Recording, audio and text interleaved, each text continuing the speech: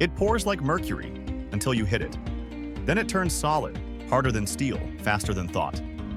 Scientists call it shear-thickening fluid. Soldiers call it ghost metal, the armor that moves like liquid and locks up when struck. And it's not science fiction anymore. It's being tested on real body armor right now. Traditional armor is heavy. Every layer of Kevlar, steel, or ceramic adds weight, slows movement, and tires the body. But what if armor could flow like fabric, light, flexible, breathable, and only turn solid when you need it to? That's the dream-driving liquid armor research across defense labs worldwide.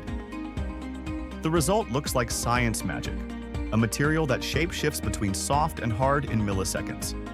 The science inside the Ghost. At the core of ghost metal is non-Newtonian fluid, a suspension of nanoparticles in a liquid medium, often polyethylene glycol.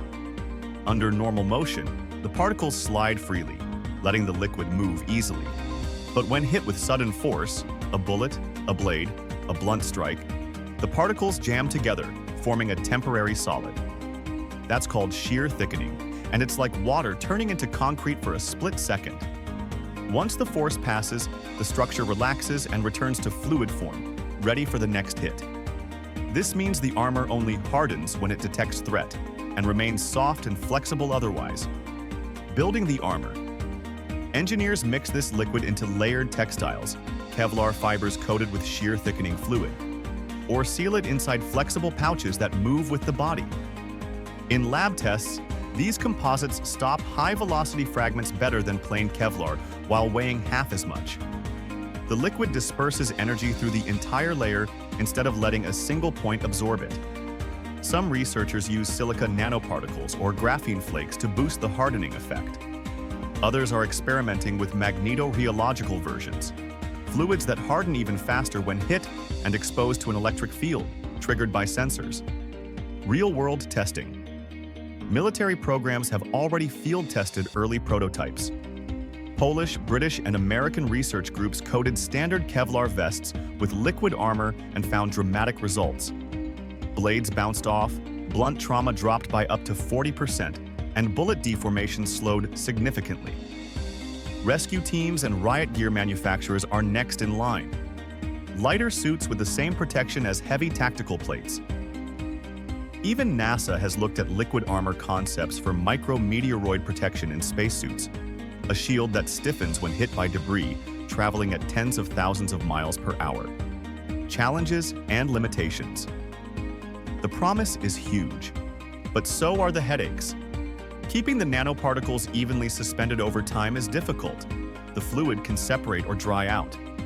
Temperature swings affect viscosity. Freezing or overheating changes the response rate. And repeated impacts can cause fatigue in both the carrier fabric and the fluid itself. Then there's cost. High-grade nanoparticles and precision encapsulation aren't cheap. Mass production will require scalable synthesis of uniform particle sizes and better fluid stabilization. The future, hybrid ghost armor. Next-gen ghost armor won't be purely liquid. Designers are blending smart fabrics, AI sensors, and responsive gel layers. Imagine a suit that reads impact data, stiffens in anticipation, and reconfigures protection zones automatically. The result is adaptive armor, gear that learns your movement patterns and fortifies only where needed. Add graphene lattices or electroactive polymers, and you get materials that self-heal microscopic damage, extending lifespan far beyond Kevlar. This evolution won't just protect soldiers. It'll transform sports gear, industrial safety suits, even astronaut exosuits. Ghost metal isn't a shield you wear, it's a skin that knows.